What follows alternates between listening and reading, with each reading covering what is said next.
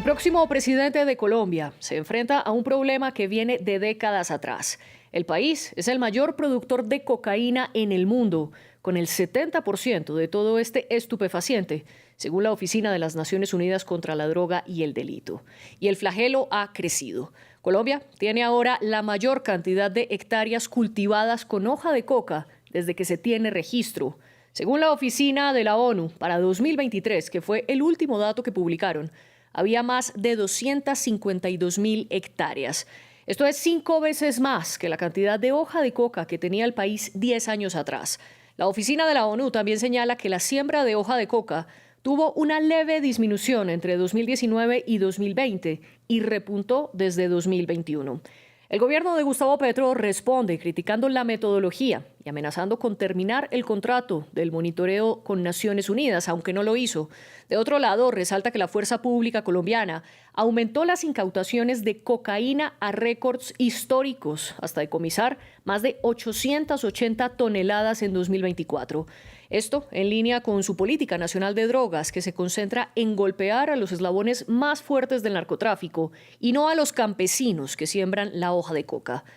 Ante el panorama, los candidatos Abelardo de la Espriella e Iván Cepeda tienen propuestas diametralmente opuestas.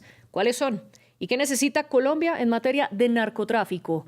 ¿Mano dura o la regulación legal de la droga?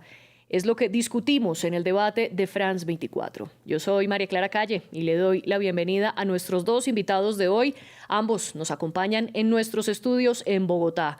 Por un lado está con nosotros Ariel Ávila, senador colombiano por el partido Alianza Verde y quien pertenece a la campaña del candidato Iván Cepeda.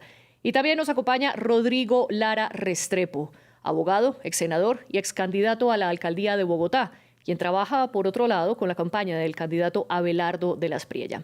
Gracias a los dos por estar con nosotros. Un honor para mí compartir este panel con ustedes. Y también una bienvenida calurosa a nuestra audiencia. Primero a quienes nos siguen en redes sociales, donde estamos como @France24_ES. Mi cuenta personal es @mariaclaguirre. Y también un saludo a quienes nos ven y a quienes nos escuchan, pues el debate de France 24 en español está disponible en Apple Podcasts, Spotify, Deezer y TuneIn. Senador Ávila, comienzo con usted y con esa pregunta inicial que lancé. ¿Para combatir al narcotráfico en Colombia se necesita mano dura, como propone de la Espriella, o se necesita una regularización legal de las drogas? María Clara, buenas noches y un saludo también aquí a Rodrigo Lara, con quien me he encontrado en otros espacios de debate. Mire, a ver, dos respuestas rápidas a esto. Nosotros intentamos la mano dura por más de 20 años y no funcionó. Y no funcionó porque el mercado de la droga es un mercado como cualquier otro, como vender pan, zapatos o gaseosas. Funciona bajo la lógica de la oferta y la demanda.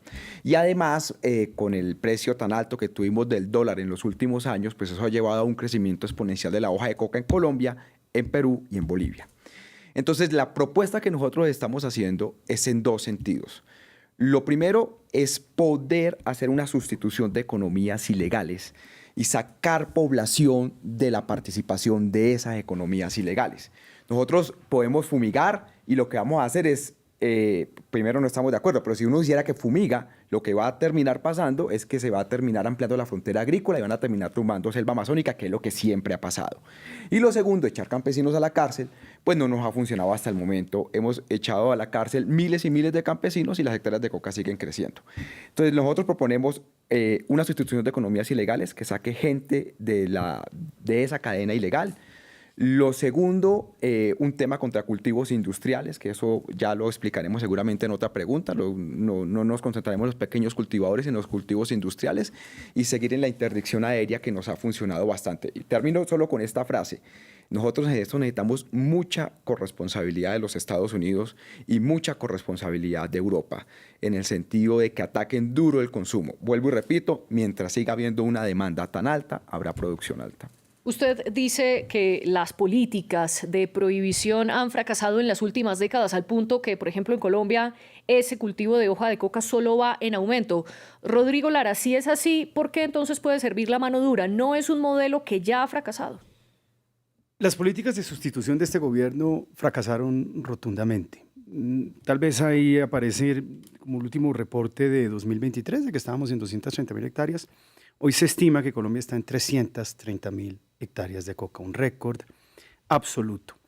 Y las políticas de sustitución sí, han fracasado porque vemos que hay un crecimiento básicamente muy alto de estos cultivos ilícitos y al mismo tiempo un crecimiento también desmedido de las estructuras criminales ligadas a este negocio. Yo creo que hay que tener una estrategia dual. Indiscutiblemente hay que ofrecerle alternativas a toda la masa de campesinos que hoy vive y depende de estos cultivos ilícitos, de esos circuitos económicos, lo cual no excluye de ninguna manera también una política de mano dura y de erradicación de esas economías ilícitas. Yo creo que ha habido experiencias en el pasado que han demostrado que la aspersión y la erradicación de cultivos sí funciona. Fue exitosa durante el gobierno de Álvaro Uribe, en el sentido de que se llegó a un punto de erradicación de cultivos ilícitos bastante marcado, muy sustancial, y se estima que en el momento en que el país llegue a un umbral de 40.000, 50.000 hectáreas de cultivos ilícitos, el sostenimiento de estas organizaciones criminales, que son organizaciones que viven de aterrorizar y de perpetrar masacres para controlar a poblaciones enteras y así afianzar sus negocios ilícitos, se vuelve ya prácticamente insostenible y se vuelven muy vulnerables a la ofensiva militar. Entonces yo lo que sí considero es que hay que erradicar. Yo creo que hay unos medios hoy, o unos métodos básicamente para hacerlo mucho más específicos, mucho más precisos y menos dañinos que las aspersiones en el pasado. Se cuenta con tecnología también para lograrlo de manera mucho más focalizada. Y me parece que ese es un reto de nación, un reto de Estado. En una república no puede haber organizaciones armadas del narcotráfico. Esas organizaciones armadas del narcotráfico no pueden ejercer control sobre poblaciones enteras. Es el primer deber de un Estado controlar su territorio, proteger a sus poblaciones y evitar que estos circuitos de economía ilícita existan. Y quiero preguntarle si Abelardo de las Priella es la mejor persona para combatir estos grupos. Y aquí quiero introducir una pregunta que hizo nuestra audiencia a través de nuestro programa Tu Voz Cuenta. Con Tu Voz Cuenta recopilamos diferentes comentarios a través de las múltiples redes sociales en donde estamos. Y, por ejemplo, a través de YouTube, el usuario Gabriel Peñaranda pregunta: ¿el abogado de los narcos y los corruptos es el candidato más fuerte? Esto en alusión a Abelardo de las Priella, quien fue precisamente abogado. Rodrigo, ¿es él la persona adecuada, sabiendo que en su pasado como abogado tuvo defensa de múltiples personajes? Es una extraña contextualización, pero yo simplemente le respondo, es un abogado, y es un abogado penalista, ya que quería entrar el debate a este punto, observo. Es un abogado penalista, y los abogados penalistas defienden básicamente a personas que tienen problemas con la justicia, todo bajo un contrato y unos honorarios declarados. Yo creo que sobre eso ya esa discusión ya es clara. Y era un abogado supremamente exitoso, y un bufete supremamente exitoso, pero es un abogado penalista, no es un abogado de sociedades, no es un abogado de sucesiones, no es un abogado administrativista, es un abogado de defensas criminales, de defensas penales. Y eso es muy bueno precisarlo, ese fue su rol. Y todo lo hizo mediante contrato y eso está perfectamente declarado. Francamente no veo que traer en el tema. Hay una determinación muy clara de combatir a esas organizaciones y eso es la línea del gobierno y así será básicamente. Ariel, ¿cuál es su postura en este aspecto? Mire, hay dos cosas. Lo primero es, cuando hablamos de mano dura, yo quiero saber qué es mano dura. Si es glifosato, el glifosato ya hay sentencias en los Estados Unidos sobre que eso causa cáncer y malformación de fetos. Y si ellos, digamos, si la campaña de Abelardo, nosotros no estamos poniendo el glifosato como aspersión aérea. No hemos discutido, pero tal vez sea lo único, y es que haya un tipo de aspersión manual, tipo tanques, que es lo que actualmente está iniciando el gobierno de Gustavo Petro. Pero lo del glifosato para nosotros sí es una línea roja, primero porque hay una sentencia que dice que eso causa cáncer. Entonces, si no hay nada que indique, ningún estudio que indique que ahora que la menor concentración de glifosato puede llevar a eso, nosotros no podemos hacerlo. O sea, sencillamente someter al Estado a un riesgo jurídico y es envenenar nuestra población. Frente a las erradicaciones, sí, ¿no? Las erradicaciones manuales van a continuar y se tienen que hacer y se tienen que fortalecer con una política complementaria de sustitución de economías ilegales. Y lo tercero que es donde yo creo que está el gran debate, es si criminalizar la población campesina soluciona el problema del narcotráfico. Yo le quiero colocar a usted este ejemplo. Hoy en calles de Nueva York, 1 gramo de cocaína procesada está en $120. Hoy, un gramo de pasta base de coca en el Bajo Putumayo, puesta en Puerto Asís, ahí entre Puerto Asís y San Miguel, pasta base de coca, que es lo que procesan los campesinos, está más o menos en 2.800 pesos.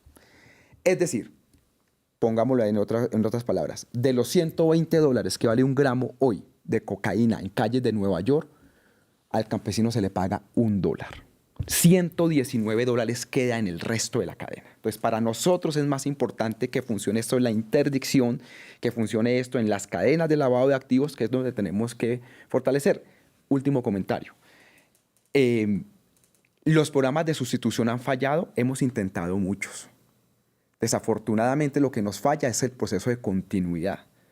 Pero nosotros hemos podido demostrar, Colombia, digo no el gobierno de Petro, Colombia ha podido demostrar que con programas sostenidos la población campesina prefiere estar en la legalidad que estar perseguida, fumigada y bombardeada. Eso a nadie le gusta vivir así. Entonces lo que tenemos que lograr es continuar en ese proceso de estabilización, de sustitución de economías ilegales. Quiero hablar de la aspersión manual que usted menciona, porque como usted muy bien lo explicaba, Ariel, desde hace más de 10 años la Corte Constitucional en Colombia prohibió la fumigación con glifosato, precisamente hablando de esas repercusiones que tenía este método en la salud.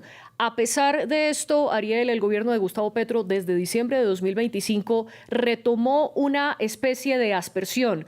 Ellos dicen que es una aspersión terrestre, usando drones a menos de 1,5 metros de altura, diferente a la aspersión aérea. Pero la pregunta que le quiero hacer es, ¿Iván Cepeda continuaría con esta aspersión terrestre? Usted habla de aspersión manual, respetando ese 1,5, ¿y qué de diferente tiene a la aspersión aérea que está prohibida por la Corte? ¿No están intentando encontrarle una comba para huir de esa prohibición constitucional? Nosotros, a ver, rápidamente, para explicar a la gente, nosotros tenemos en este momento como 3 condicionamientos jurídicos sobre el tema de la aspersión aérea y éticos, no solo jurídicos.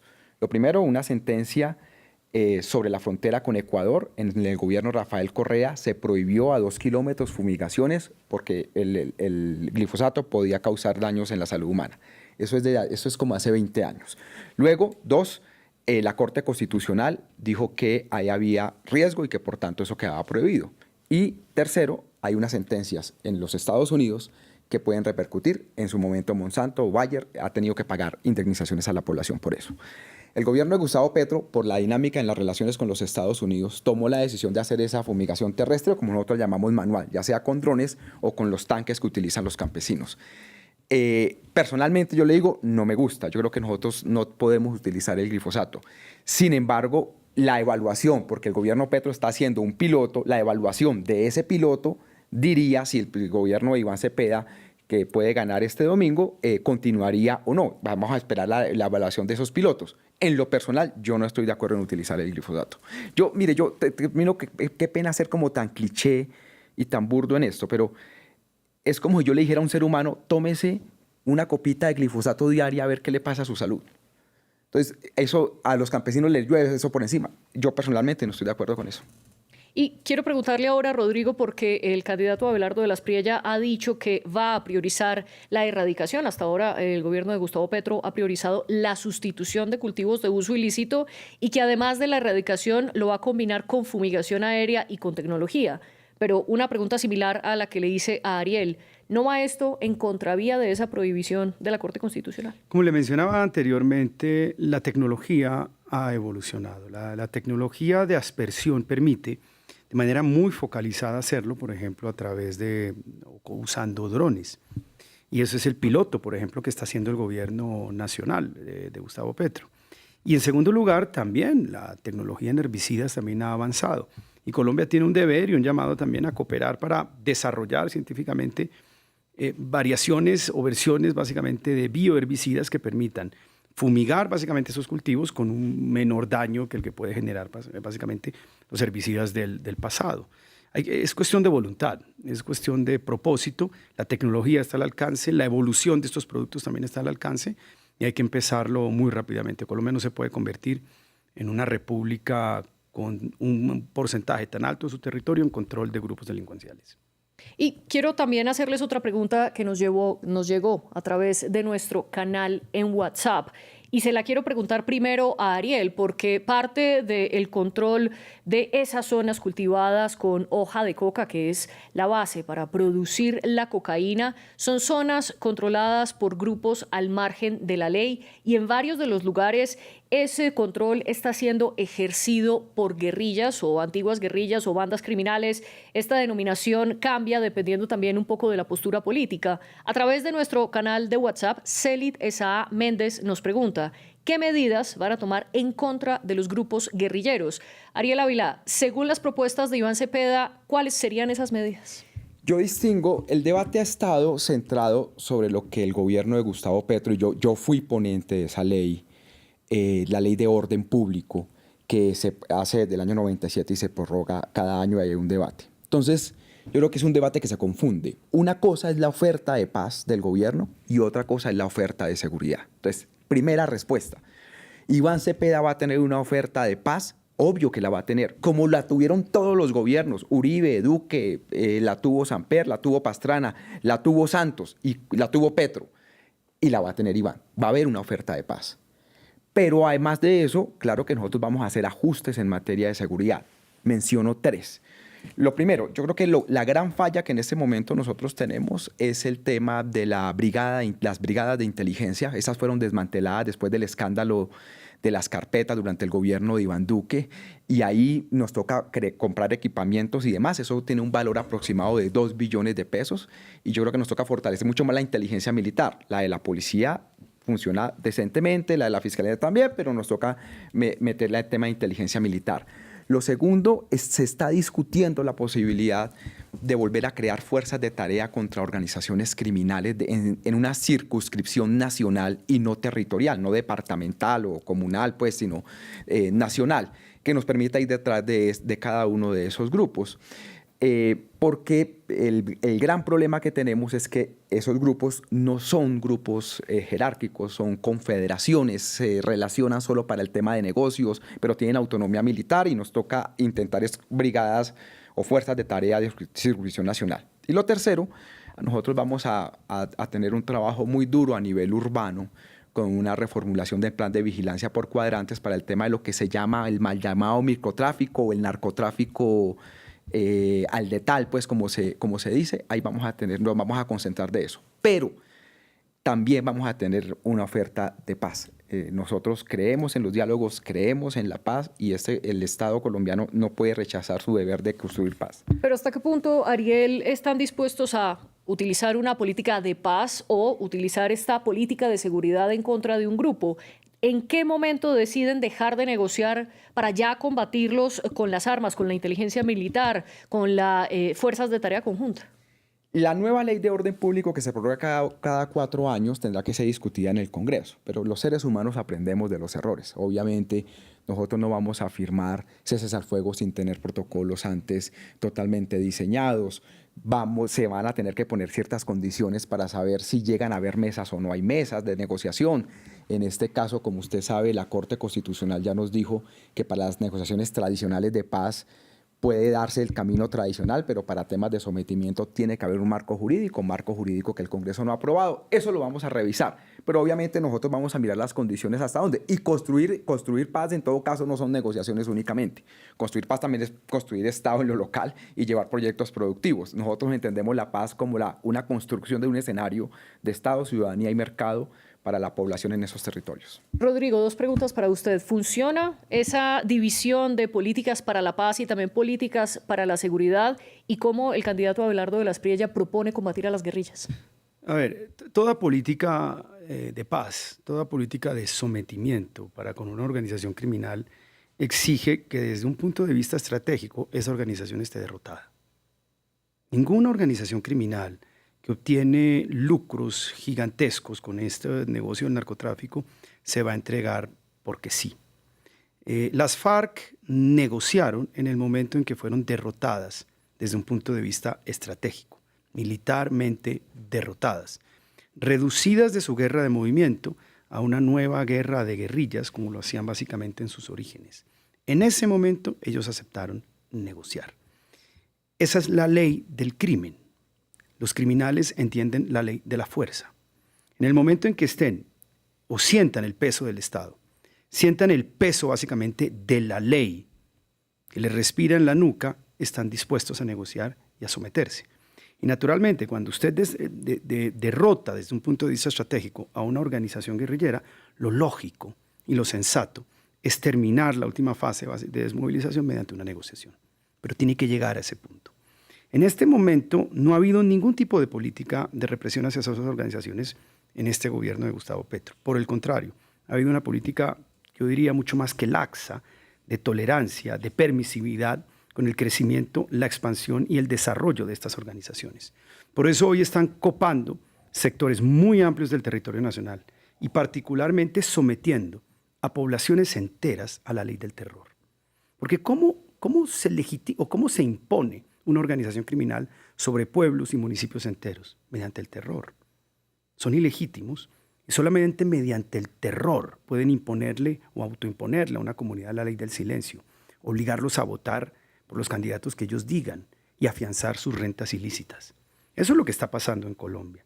Esa tolerancia con estas organizaciones le está entregando a niños, a ancianos, a familias enteras, a la ley criminal de estas organizaciones. Pero es decir, desde la campaña de ustedes no están cerrados a una negociación, solo que Ariel dice, habrá esto de manera al unísono, al tiempo, por un lado la paz y por otro la seguridad, dependiendo de qué esté ocurriendo con esos grupos. Usted, en cambio, altera el orden, pero no niega la negociación. Dice, primero hay que reprimirlos para obligarlos a una negociación. ¿Está abierto de las PRI ya a negociar con los grupos armados? A ver, primero hay que entender que las actuales organizaciones armadas, las famosas disidencias de las FARC, no son una organización política, no tienen un origen político. Son organizaciones de narcotraficantes en armas. Son criminales comunes.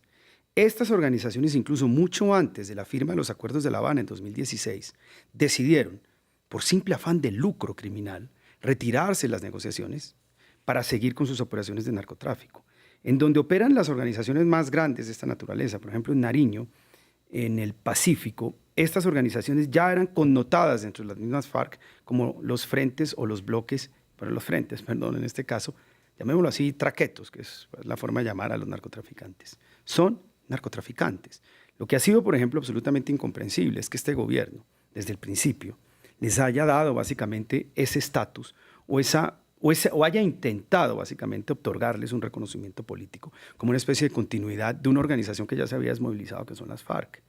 Eso es algo que es inaudito, que es reprochable y que debe ser revocado. Usted no le puede dar naturaleza política a una organización netamente criminal, que no tiene otro fin ni otro propósito distinto al del crimen, al de someter a poblaciones enteras para afianzar una renta criminal. ¿Qué espera la población de esos municipios? Que el Estado los proteja, que el Estado los cuide y no que los someta al arbitrio de estos criminales.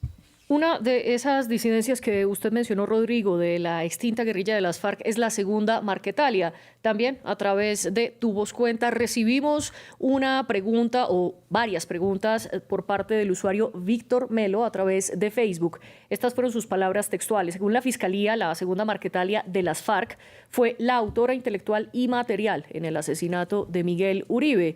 Y dice el usuario, quien en mi opinión era el seguro presidente de estas contiendas. El señor Gustavo Petro y el señor Iván Cepeda al parecer están implicados. De nuevo, esto lo dice nuestro usuario a través de Facebook. Y añade, Miguel Uribe fue crítico del narcotráfico y siempre hizo veeduría la expansión tan rápida que estaba teniendo en el gobierno actual. Mis preguntas para ustedes dos, las preguntas del usuario son, ¿por qué lo hicieron? ¿Por qué hacer lo mismo que muchos gobiernos y la mafia hicieron en el pasado? ¿Por qué hacer lo que tanto se criticó y por qué Miguel Uribe? Ariel, ¿qué respondería usted?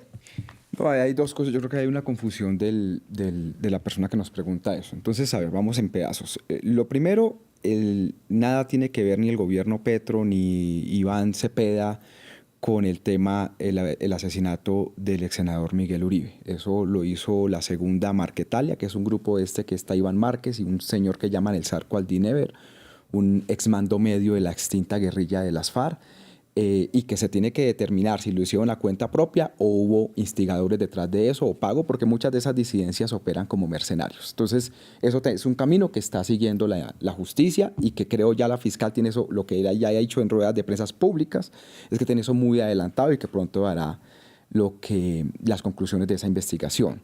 Lo segundo, que creo que es lo que se cuestiona de fondo, es haber continuado o tener un proceso con la segunda Marquetalia, algún tipo de proceso y de negociación. Yo lo que le digo ahí al usuario es, el Estado colombiano tuvo una oferta de paz que se llamó la paz total dentro del gobierno de Gustavo Petro, que se cometieron errores. Yo acepto que se cometieron errores. Haber firmado ceses al fuego sin protocolos totalmente claros. Esos errores se cometieron. Y también porque el Congreso no fuimos capaces nosotros de entregar un marco para el sometimiento a la justicia. Esos errores nosotros los tenemos que corregir. Pero en la vida real, el Estado no puede renunciar a tener una política de paz. Y lo tercero, que yo creo que esto es muy importante. Las disidencias de las FARC, la segunda Marquetalia y el autodenominado Estado Mayor Central, por una decisión del gobierno Petro, se les dio un reconocimiento político y por tanto están dentro de las lógicas de las negociaciones tradicionales, donde también está la guerrilla del ELN. El nuevo gobierno, sea el que llegue, y nuestro candidato Iván Cepeda lo ha dicho, revisará hasta dónde avanza en eso, hasta dónde da ese reconocimiento o no lo da. O si entran por el trámite del sometimiento a la justicia, que es el modelo típicamente que tienen los Estados Unidos, ¿no? Entonces el criminal entrega bienes y verdad y a cambio le devuelven una reducción en la pena y al final de pagar su cárcel una plata para que pueda sobrevivir. Eso lo están por definir, pero sobre eso, como hemos dicho nosotros, vamos a revisar si eso debe continuar o no y hasta dónde y las condiciones que hay. Pero Iván en eso ha sido supremamente claro. Si se siguen asesinando políticos, líderes sociales, ahí no hay ninguna posibilidad que tengamos de negociación. Vuelvo y repito, nosotros haremos una renovación de la ley de orden público y se pondrán unas condiciones y el que las cumpla, pues se entrará a eso y si no, pues no se entra y tenemos la oferta nuestra de seguridad. ¿Y qué le respondería usted, Rodrigo, al usuario a propósito de todo lo que él plantea sobre el asesinato del precandidato presidencial, que además de senador era precandidato en ese momento Miguel Uribe? ¿Y hasta qué punto está usted de acuerdo o no en darle un reconocimiento político a grupos como la Segunda Marquetalia? Las FARC se extinguieron con el Acuerdo de La Habana. Y en eso fueron muy enfáticos los líderes de las FARC y el gobierno nacional cuando se firmó ese acuerdo. Es absolutamente inaceptable e impresentable que este gobierno le haya dado extensión a esa personería jurídica de las FARC, si me permite la expresión, a esa chapa de las FARC. Cuando esa organización se desmovilizó, no había ninguna razón para extenderle la vida útil a una organización extinta a dos organizaciones de narcotraficantes en armas, que es la Segunda Marquetalia, la de Mordisco y la de la otra, la de Calarcá. Son narcotraficantes en armas. No tienen ningún propósito político, ninguna legitimidad ni ninguna razón histórica para que este gobierno les haya dado ese reconocimiento político y les haya montado un falso proceso de paz. Y hay que decirlo de manera muy clara, el arquitecto de este falso proceso de paz es Iván Cepeda. Ni siquiera es Petro, es Iván Cepeda. El alto comisionado de Iván Cepeda, el doctor Danilo Rueda, es una persona muy cercana, es el primer comisionado de paz, a Iván Cepeda. Y allí se diseñaron básicamente los principios de un falso proceso de paz que ni siquiera tiene una ley de sometimiento que lo soporte. Este es un proceso de paz que parece diseñado no para someter ni para desarticular, sino básicamente para maniatar e inhibir la acción del Estado en contra de estas organizaciones. Porque no tiene método, no tiene procedimiento y no busca ni desarticular ni desarmar. La única organización que en este momento está concentrada, que es una disidencia del ELN, que son los comuneros del sur. Tiene a unos, 200 hombres concentrados en una zona de Nariño, mientras los otros hombres están haciendo operaciones de narcotráfico y de contrabando en la frontera vestidos de negro entre Ecuador y Colombia. Esto ha sido un falso proceso de paz. Y una de esas organizaciones de narcotraficantes en armas, que es la Segunda Marquetalia, asesinó a un candidato presidencial.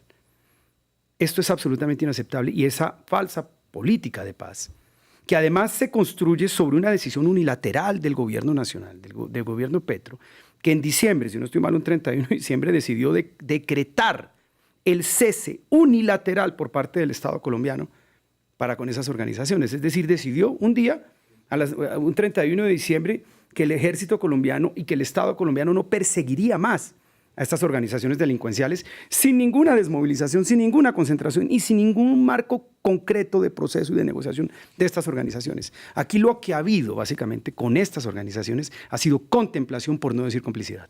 ¿Y qué haría entonces Abelardo de la Espriella para combatir a lo que usted llama a estos narcotraficantes en armas que según usted no tiene propósitos políticos?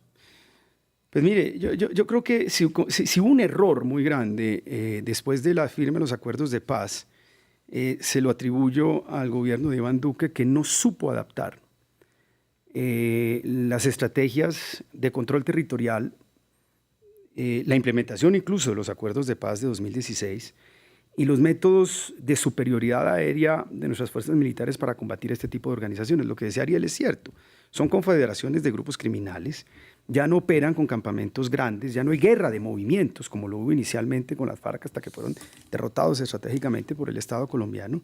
Y son pequeñas células delincuenciales que mediante el terror y el fusil están controlando poblaciones enteras y afianzan su negocio ilícito.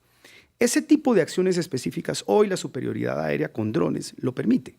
¿Por qué todos estos delincuentes están tan asustados? Porque vieron lo que pasó con el jefe de Niño Guerrero, el jefe del Tren de Aragua en Venezuela. Pero aquí Lo que pasó, solo un paréntesis, es decir, ¿se aliarían con Estados Unidos para combatir a estos grupos? Aquí no se va a permitir nunca la operación por parte de una potencia extranjera en territorio nacional. Y eso quiero tener eso muy enfático. Pero es que Colombia debió haber adaptado sus métodos de superioridad aérea para combatir a esas organizaciones hace mucho tiempo. Usted ya no puede bombardear, como bombardeaba campamentos grandes de las FARC hace 15 o 20 años, que fue lo que permitió derrotar a estas organizaciones, y lo hacía mediante tucanos o aviones Cafir. Hoy tiene que ser mucho más específico, con herramientas de letalidad mucho más específicas para no afectar a poblaciones, porque ellos se refugian entre poblaciones. Eso ya está inventado, ampliamente inventado y documentado.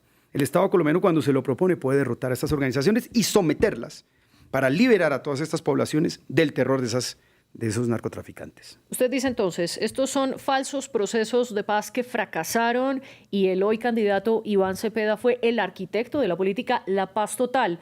Ariel, ¿qué le responde usted en este sentido a Rodrigo? Y si Iván Cepeda fue el arquitecto, la mente maestra detrás de La Paz Total, ¿por qué sería diferente ahora siendo presidente? A ver, yo aclaro esto porque lo que pasa es que a veces la gente no entiende, esto es rápido. En Colombia, desde el año 97, hay una cosa que llama la Ley de Orden Público, que es la ley de la oferta de paz de todos los gobiernos. Esa ley la tiene que renovar el Congreso de la República. Y obviamente el gobierno tiene mucha influencia ahí porque es su oferta de paz. Claro, Iván Cepeda y yo fuimos los ponentes de esa ley. Yo fui el ponente con Iván Cepeda de esa ley. Y nosotros la hicimos con todos los expertos posibles de tener la mejor oferta de paz, las negociaciones de paz tradicionales y los temas de sometimiento. El gobierno la implementó. Yo creo que Danilo Rueda se equivocó en varias cosas, pero nadie aquí planeó que eso saliera mal, ni hubo sevicia en que eso saliera mal. Nos dio un tema complicado. El dólar se disparó, el precio del oro se disparó y el precio de la droga se disparó. Y yo no me siento feliz con que eso haya pasado. Sí, yo con eso no me siento feliz. Y eso no nos hace a nosotros renunciar al sueño de que es mejor negociar. Pregúntele a todos los senadores que votaron en contra de esa ley si sus hijos prestaron servicio militar. Ninguno ha prestado servicio militar. Ninguno. A ellos les gusta que vayan los pobres a que se vuelen las piernas, los brazos, los ojos, los testículos. Pero ellos no ponen a sus hijos a prestar servicio militar. Entonces, no, nosotros queremos en el tema de la paz. Vuelvo y repito, nosotros vamos a corregir eso. Nosotros vamos a tener una oferta de paz, nosotros no nos negamos. Y estoy seguro que de ganar la otra campaña va a tener también una oferta de paz. Con una cosa, y es que nosotros creemos que la paz la construimos desde los territorios. Esa es una diferencia y nosotros nos la imponemos a la fuerza. Y eso no quita que nosotros no tengamos una oferta de seguridad para esos territorios y para combatir esas organizaciones criminales. Pero la ley de orden público viene existiendo cada 4 años. Ahí no hay nada del otro mundo. Y último tema. Muy breve, por favor. Nosotros creemos en la cooperación en materia de inteligencia con todos los países, pero respetando el tema de soberanía nacional.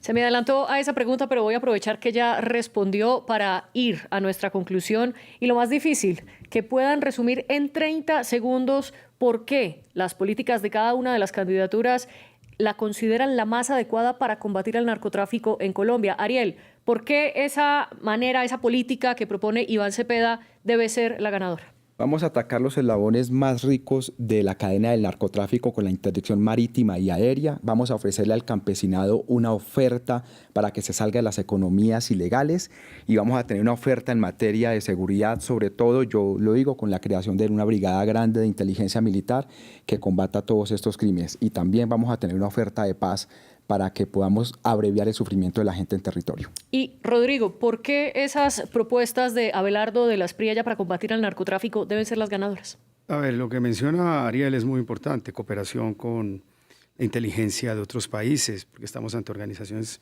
transnacionales del crimen. En segundo lugar, interdicción aérea y marítima. Pero un Estado tiene un deber, primero, un deber primordial, que es proteger a su población, es liberarla del yugo de organizaciones criminales. El hecho de que usted no destruya la base de la economía de esas organizaciones criminales implica la existencia de esas organizaciones criminales. Y cuando hay organizaciones criminales, eso implica entregarles sectores enteros del territorio nacional a esas organizaciones y a la población. El deber primero de un Estado es el monopolio legítimo de las armas, la erradicación de cualquier expresión armada en el territorio y, sobre todo, proteger a su población de la existencia de esas organizaciones armadas. Ariel Ávila y Rodrigo Lara Restrepo, gracias a los dos por participar en el debate de France 24. La jefe de edición de este programa fue Laura Garzón y la productora de invitados Melissa San Miguel. Gracias al equipo que está detrás de cámaras y a ustedes por vernos y escucharnos una vez más. Nos vemos y nos escuchamos en un próximo episodio.